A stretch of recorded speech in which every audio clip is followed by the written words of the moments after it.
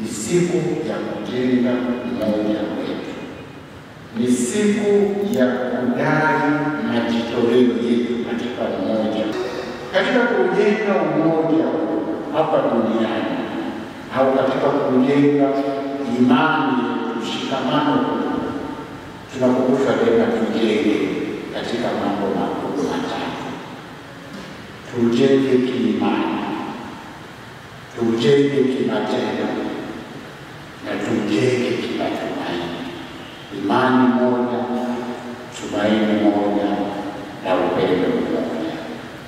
Tushikamane katika basi kiulimwengu.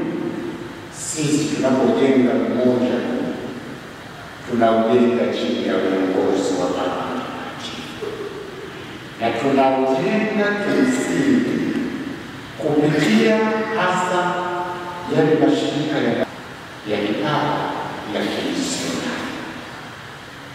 Na moja ya malengo makuu ya haya mashirika ya kipapa ya kimisionari ni kutoa ukarimu. Kutoa ukarimu ili kusaidia mambo makuu matatu.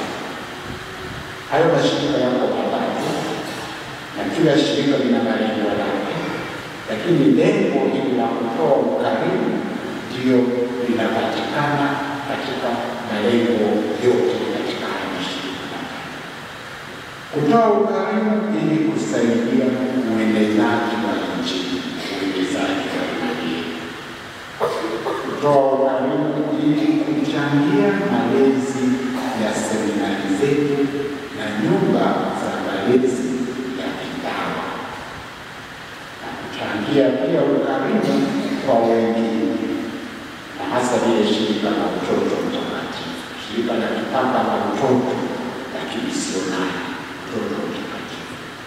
Wao wana kauli moja: watoto kuwasaidia watoto wenzao.